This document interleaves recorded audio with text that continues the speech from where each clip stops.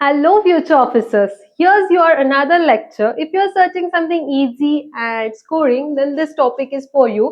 Coding and decoding आजचा topic आहे आणि त्याच्यामध्ये हे आहे महत्वाचा चार्ट. मग ह्या चार्टमध्ये काय असणार आहे की ए टू झेड सगळे 26 अल्फाबेट्स आणि त्यांचे न्यूमेरिकल व्हॅल्यू.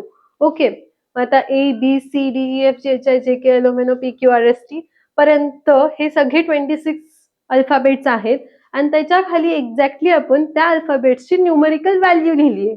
ओके, पण आपल्याला लक्षात काय ठेवायचं ह्या टॉपिक मध्ये इज हे अल्फाबेट्स कुठपर्यंत आपण इथे हे 13 अल्फाबेट्स फर्स्ट 13 अल्फाबेट्स आणि मग त्याच्यानंतर ना 13 अल्फाबेट्स आहेत एम पर्यंत, मग त्याच्यानंतर ना एन येतो. एन पासून आपण सेकंड रो स्टार्ट करणार आहे. ओके, हे आहेत बेसिक आपल्याला लक्षात ठेवलं पाहिजे की एमच्या खाली सेकंड अल्फाबेट येतो एन आणि हिथून आपण स्टार्ट करणार आहे.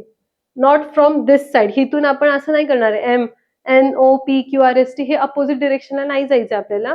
डायरेक्ट एमच्या खाली एन आणि तिथून स्टार्ट. सो हे आहे आपलं पूर्ण कोडिंग आणि डिकोडिंगचा चार्ट आणि ह्या टॉपिक वरती 5 to 6 मार्क्सचं पेपरमध्ये येतं. मग आपल्या हातातले मार्क्स आपण नाही सोडले पाहिजे because this is such a easy topic.